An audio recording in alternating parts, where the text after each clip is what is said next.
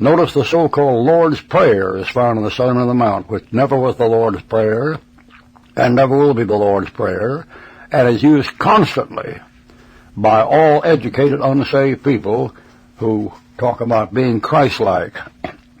And I'm telling you that our Father which art in heaven is a Christian prayer. It never was when it was given or when it was written or when it was read.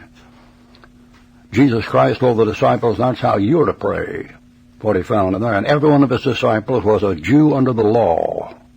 Under the law, not under grace. And that Jew in that passage you read about in that so-called Sermon on the Mount and the so-called Lord's Prayer had nothing to do with Christ's death on the cross dying for sinners at all. It wasn't even mentioned in the prayer.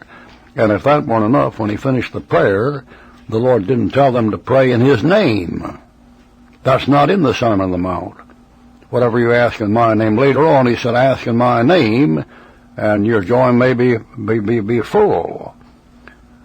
Now, that's what we talk about when we're talking about study to show thyself approved unto God, a workman that is not to be ashamed, rightly dividing the word of truth.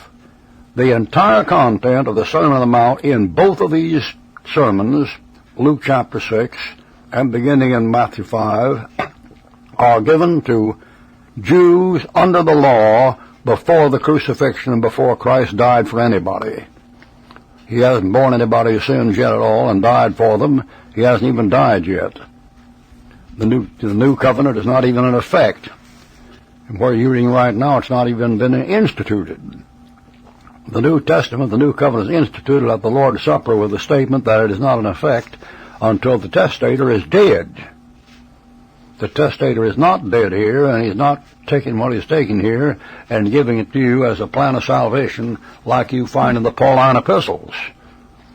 In the Pauline epistles after the crucifixion, after the resurrection, and after the conversion of Paul, then you're told Christ died for your sins according to the Scriptures and was buried and rose again the third day from the dead.